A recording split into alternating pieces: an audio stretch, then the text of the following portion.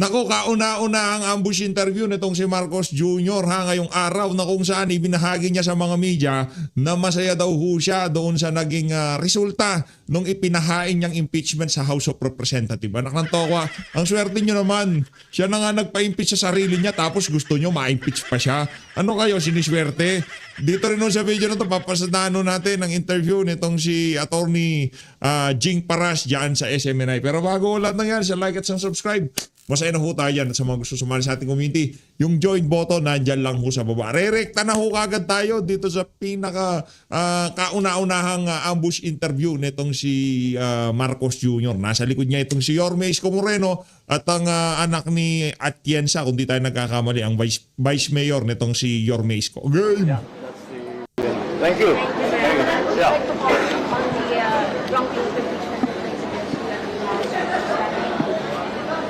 Not really. I mean, the House is doing their job. I'm glad that, of course, I'm glad that now the impeachment complaints against me have been are finished. And as the statement that we made earlier, I'm happy it's done, and you can get on with our work. You know, because these things are distractions from the things that we were doing. Although I was. Anong work ba tinutukoy nitong mama na to? Pagnanakaw. Yun ang pagpupukusan daw ho nila ngayon dahil wala na impeachment, focus na sila. Distraction daw ho yung impeachment na yan ngayong na-dismiss na, makakapag-focus na sila. Saan? Sa mga unprogrammed appropriation? Sa mga ghost project? Sa mga depektibong flood control project? Aba, matindi talaga tong ating presidenteng bangag. Ayos! I wasn't very worried because I saw the impeachment complaint and I knew that that I would be all right in terms of the impeachment, kasi wala naman, there were no real grounds for the impeachment. It was a political move. Wala daw totoong grounds para sa impeachment niya. Yung bang pagiging bangag mo, sabi ng mismong kapatid mo, hindi ba betrayal of public trust yun? Yung bang hindi mo pag-undergo ng hair follicle drug test, hindi ba betrayal of public trust yun? Wala, kasi ikaw na nga nagpasampa, alam nga naman ma-impeach ka pa. Anak na to ko, ang dami mong abogado sa House of Representative branch. Yung impeachment complaint na inihain dito kay Bangag, parang dating nangyari doon parang naging loyalty check no? Di ba nakita nyo ho yun? Nakita nyo ho kung paano naglundagan yung mga congressman para ipagtanggol itong si Marcos Jr. Grabe, dami mo kasing pera, Brad. Ano sabi nitong si Zaldico? Na di umano, malaki-laking pera ang diniliver dito sa mama na to. Di umano, pinadaan kay Jojo Cadiz. Kaya naman ho mga kababayan, yung mga congressman naglulundagan. Ayaw ho nilang matanggal. Anak ng towa, araw-araw, piyesta dyan sa House of Representatives. Pagka ito presidente. Pagka si VP Sara naging presidente, natikman na ho nila yan, naramdaman ho na nila yan, na talagang tuyot, no? Tuyot, tigang na tigang ho sila pagka Duterte ang naging presidente. Dahil ika nga, yung mga kabalbal ang ginagawa nila, hindi ho makakalusot yan kay VP Sara. Kaya ayaw ho nila magkaroon ng panibagong Duterteng presidente. Tingnan nyo mga kababayan kung dito sa impeachment na to ni Marcos Jr., naging abogado niya yung mga congressman, sa susunod na impeachment, ito naman kay VP Sara, yung mga kaparehong congressman na talagang todo-todo ang pagtatanggol dito sa bangag na to, kaparehas na congressman, sila din ho yung magmimistulang prosecutor laban dito kay VP Sara dyan sa impeachment na hinihain sa kanya ng mga taga-Makabayan. Abangan nyo ho, may impeach si VP Sara dyan sa House of Representatives. Sure ball yan. 10,000% tayo dyan. Yung pinag-uusapan na lang ho natin dyan, yun sa Senado. Tingnan natin kung saan naabot yan. Kung hindi pumabor sa atin ng tadhana at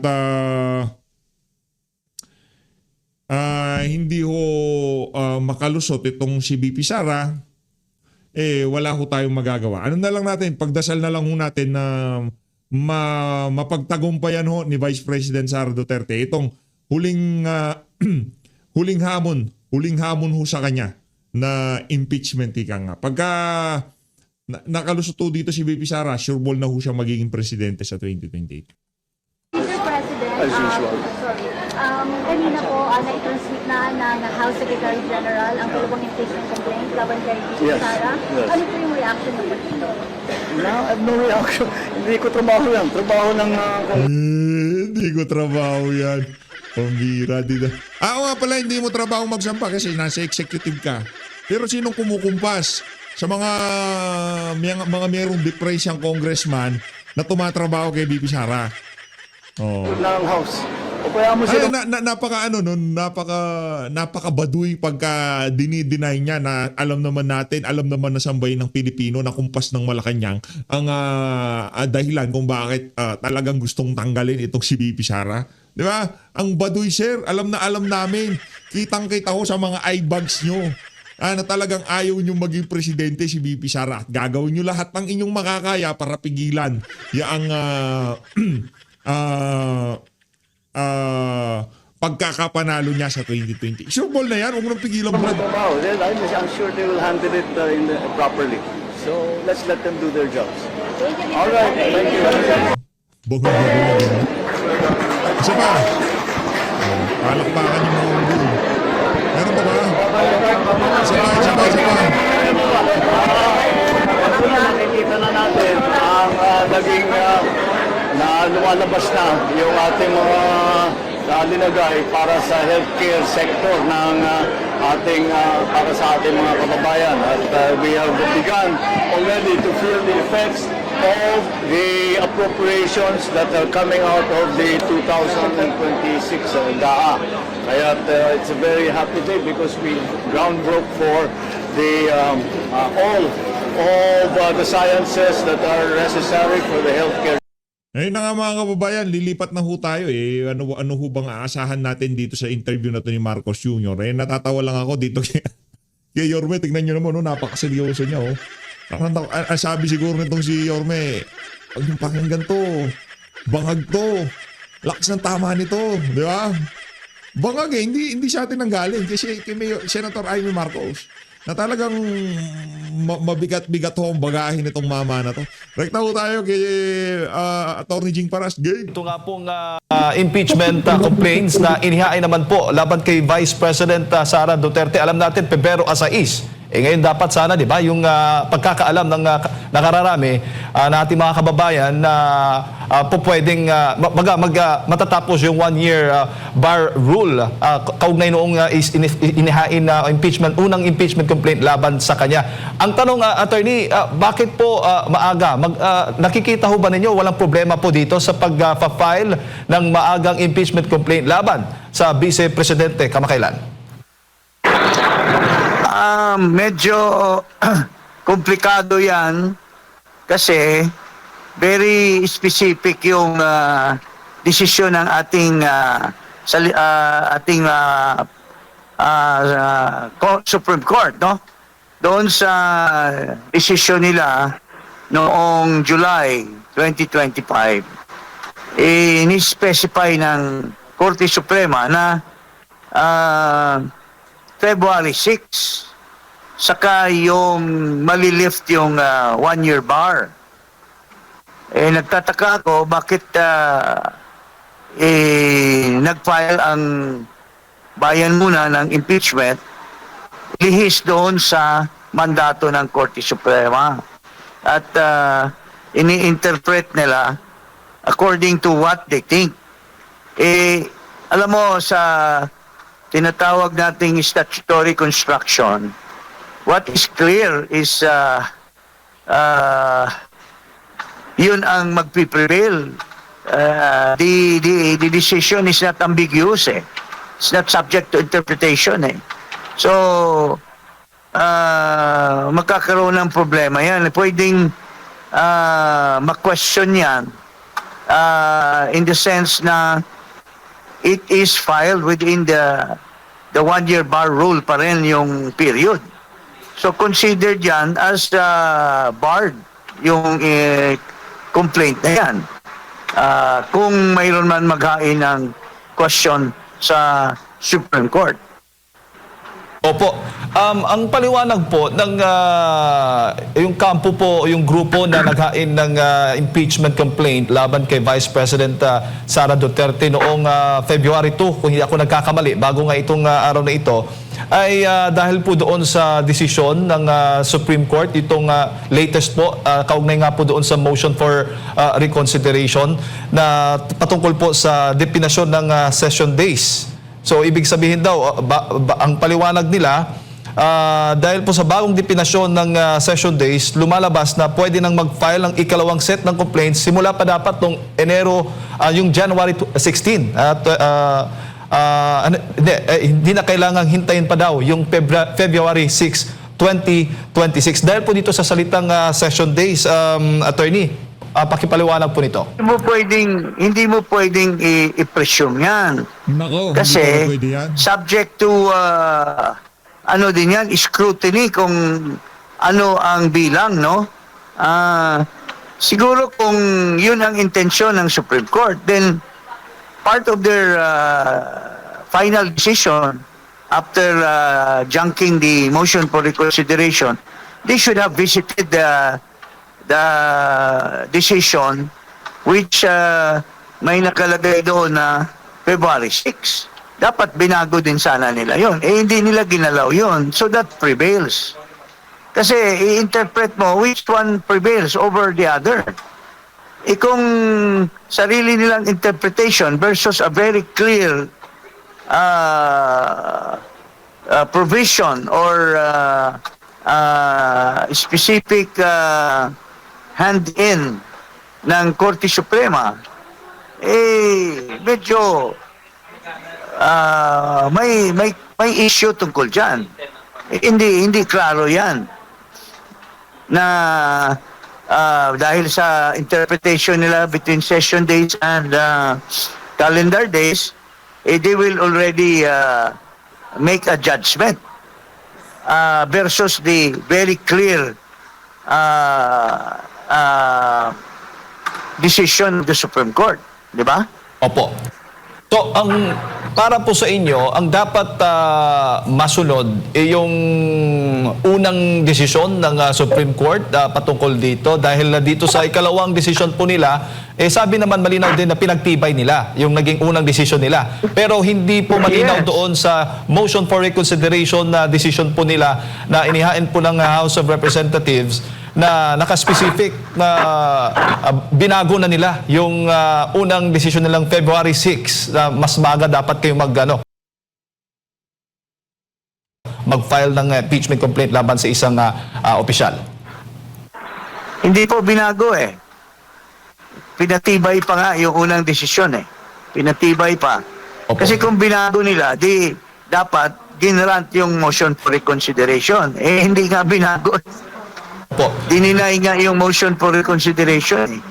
So, paano naman magkakaroon ng pagbabago? Kasi, very simple lang ang ano dyan.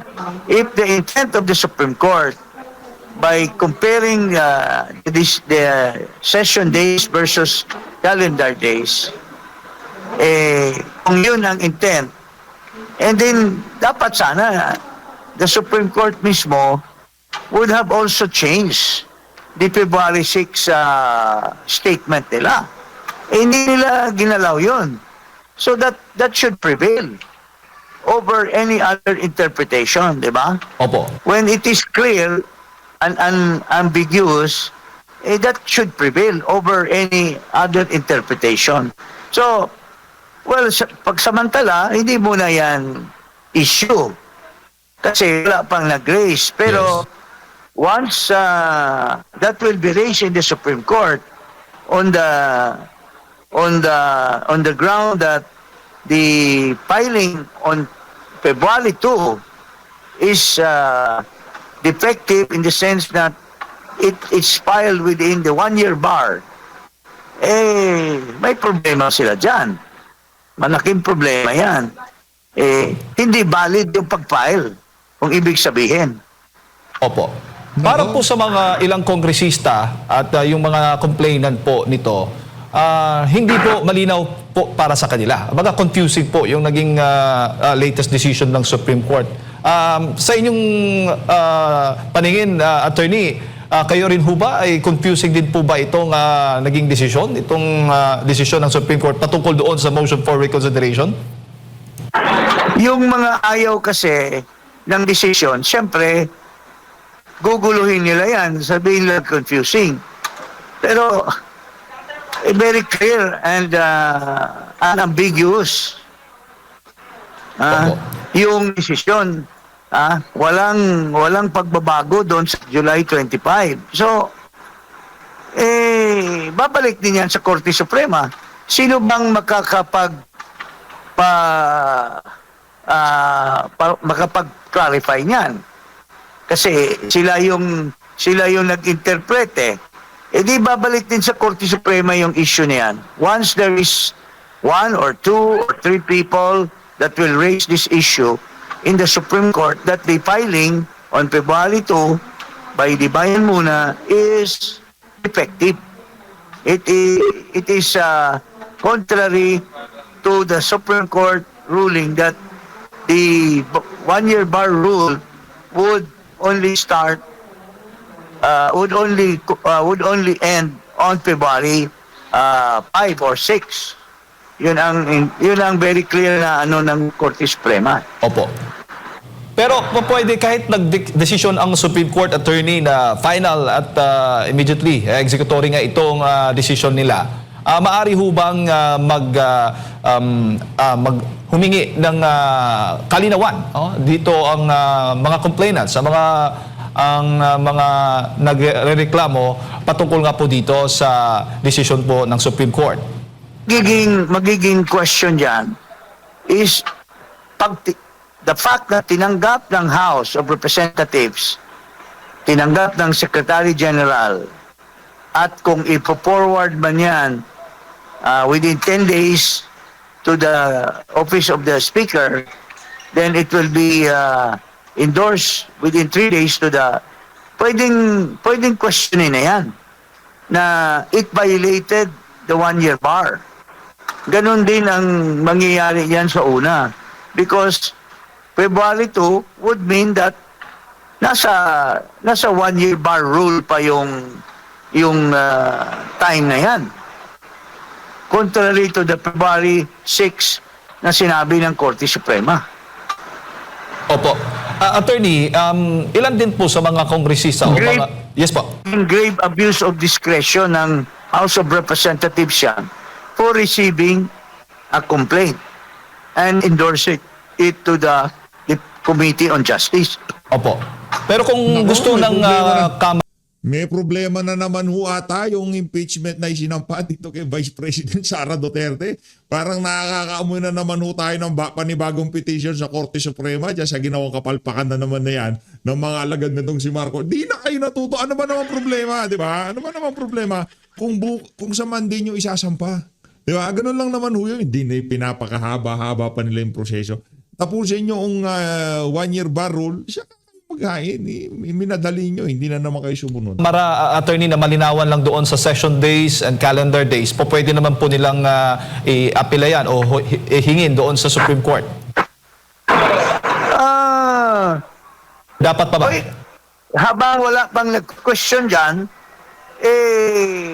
it is considered as valid.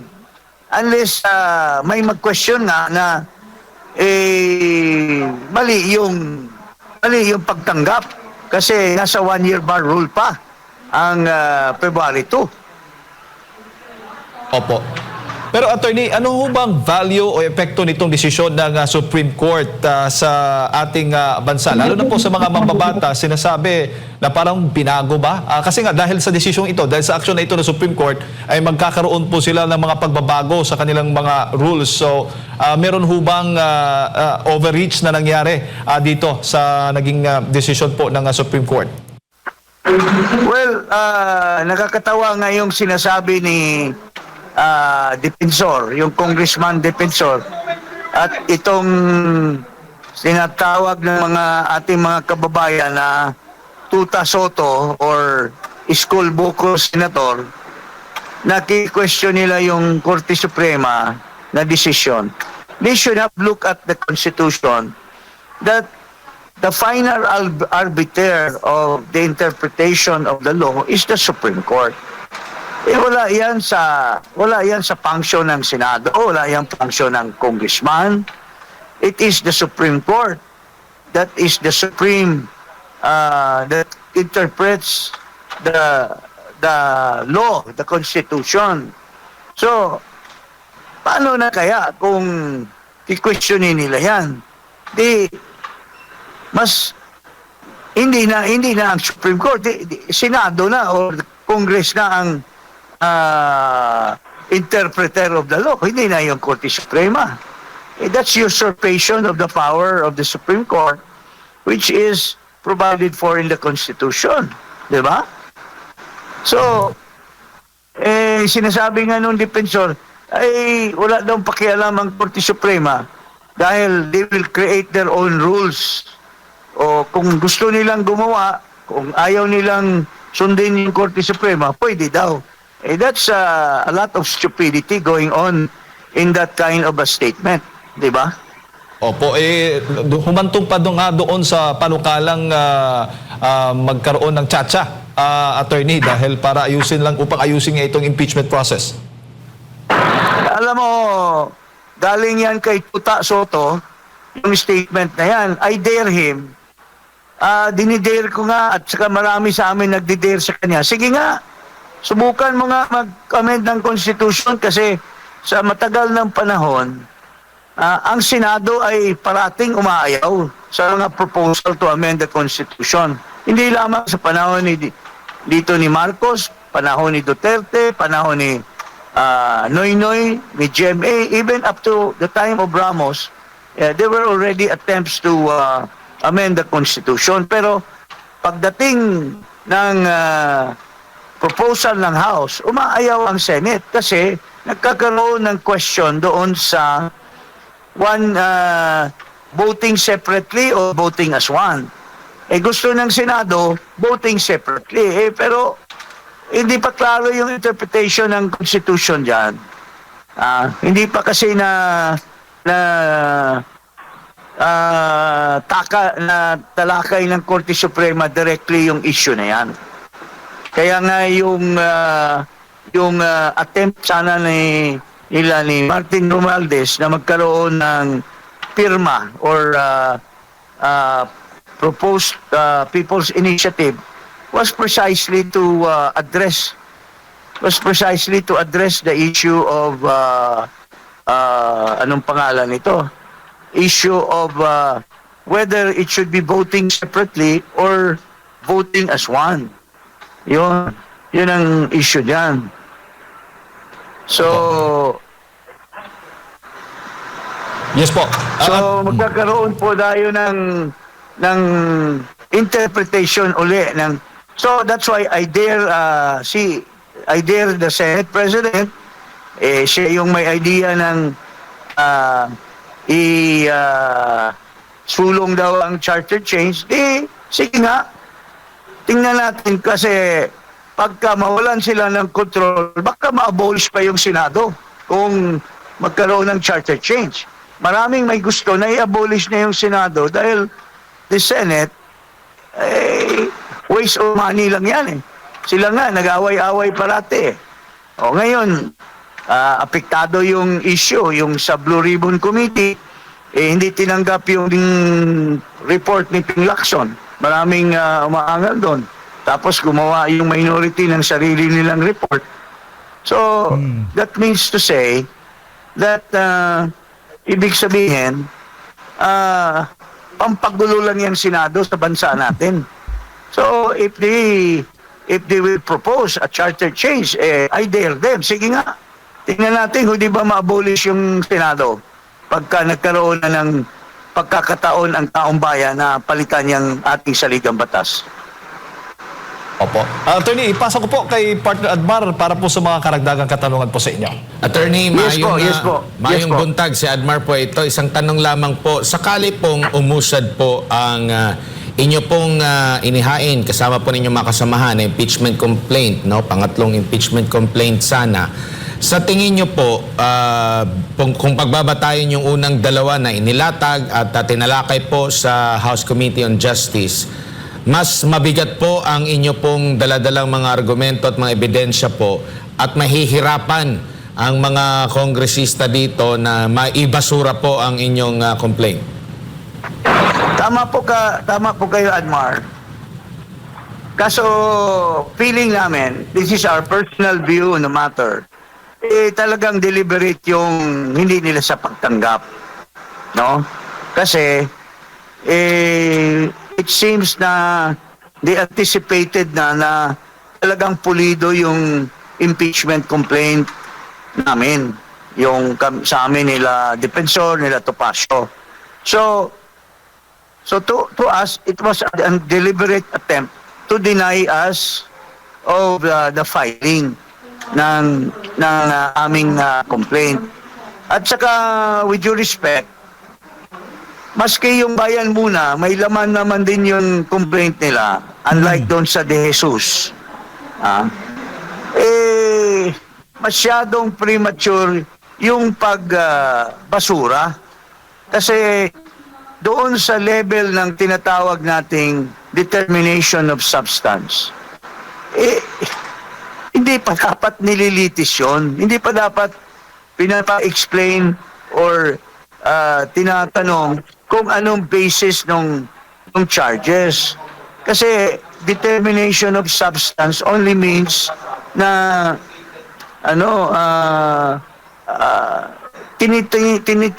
tinitingnan lang yung allegation of facts is if it amounts to impeachable offense. Pero hindi na nila tinalakay yung issue na yan, kundi pati yung mga ebidensya na pinagtatanong na nila in the case of for example, Admar, yung tanong nila tungkol doon sa drug addiction. There was allegation na drug addict si Marcos. Wala daw ebidensya na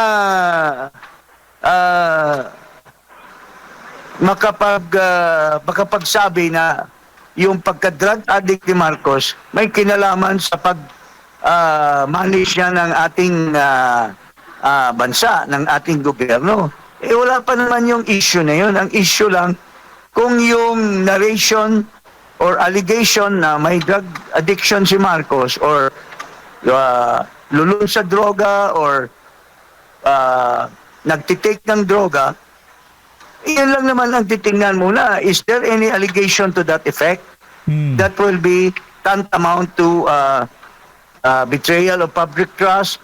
Yun pa muna ang titingnan. Hindi mo na yung may ebidensya ba? Doon na yun sa trial. Kasi tulad ng sa amin, mayroon din kaming aligasyon na yan, papatunayan namin yan by the presentation of witnesses. Ipipresent namin si Senator Amy. Ipipresent namin yung may mga kinalaman na nagda-drug siya. Ang issue kasi doon sa drugs, it's not because na naapektuhan yung pagmamanage siya ng gobyerno. Doon pa lang sa kung isang opisyal ay kumukuha ng drugs, nagtitake ng drugs, culpable violation of the Constitution. Kasi pagka presidente ka, mayroon kang oath of office. Pagka mayroon kang oath of office, sinasabi mo that you will execute the law of the land. You will follow the Constitution. Nagpe-pledge ka doon sa pag-oath taking mo. Ngayon, kung you have to execute the law, hindi ka nag-execute ng law kasi binabiolate mo yung law dahil nagdodroga ka. You violated Nagdodroga pala the Constitution. You violated your oath of office. Kasi ikaw mismo ang nagbibigay ng ehemplo na huwag sundin yung batas. Kasi ikaw mismo ang nagbabiolate ng batas dahil nagdodroga ka. That issue should have already been considered. Pero yun sa trial yun. Pero premature at talagang kitang-kita mo yung mga alipolis ni Marcos na nakaupo doon sa Justice Committee, may intensyon na sila na hindi talaga papalampasin yung bayan muna na complaint for impeachment. Hindi nila talaga papalampasin. Opo. Ngayon na nabasura po itong dalawang impeachment complaint laban kay Pangulong Bongbong Marcos Jr. Attorney, si Jade po pala ito. Sa tingin po ninyo, itong impeachment complaint ni VP Sara Duterte ang uusad dyan po sa Kamara ngayong, sa Kongreso ngayong taong ito? Ang tingin ko dyan, kasi si Marcos nagsabi na pabor siya dyan sa impeachment. Nung una, ayaw niya ng impeachment kuno, ayaw niya. Pero ngayon, may mga indication na gusto niya. Siyempre, ang mangyayari dyan, magkaiba yung rules. Pagka kay Sara, they will loosen the determination of substance. Papalusutin nila yan para magkaroon ng trial. At henceforth, magbubutuhan yan, ipapadala nila sa Senado yan. Whereas kung kay Marcos, ibabasura nila sa umpisa pa lang.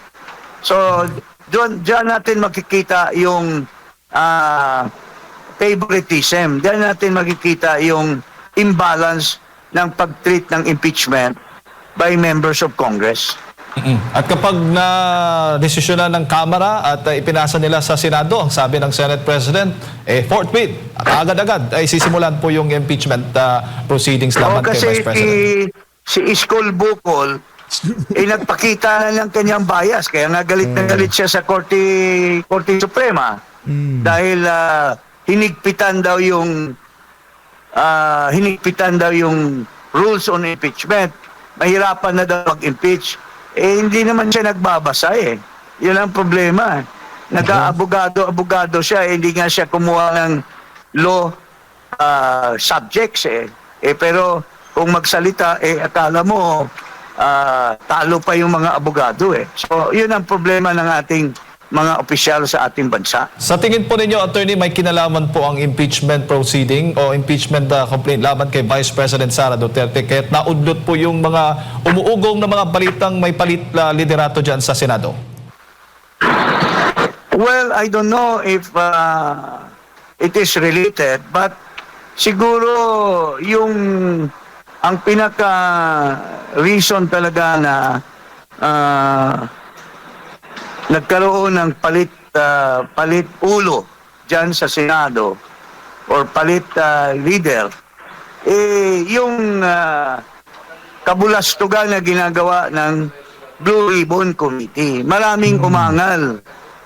Hanggang ngayon, hindi pa napipirmahan ng majority because nagiging bias yung punteriya ng leadership towards really looking into the culpability and accountability of people who are involved in stealing trillions of pesos of our people's money. Yun ang tingin ko na intindi na nagkakaroon ng dismaya ang mga membro ng Senado. Kaya ayaw na nila kay Tuta Soto. Opo. Pero kung kayo pong tatanungin, ano naman po ang masasabi po ninyo kung sakali mang natuloy yung Senate, yung pagpapalit liderato dyan sa Senado, itong si Senator Loren Legarda ang posibleng umupo sana dyan kung natuloy yung bali-balita?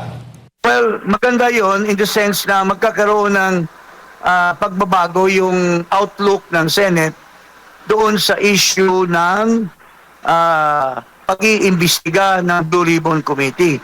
Kung mapapalitan yan si Coratong Deling Senador, mabigyan ng ibang leadership ang Blue Ribbon, baka magkaroon ng satisfaction ang mga senador na iba, yung ating mga taong bayan, makikita nila na honest to goodness yung investigation para tumbukin talaga yung mga tiwali doon sa ghost projects na flood control at saka mga substandard projects. Yun po ang baka yun ang magiging purpose bakit nila tinutulak magpalit ng leadership ng Senado.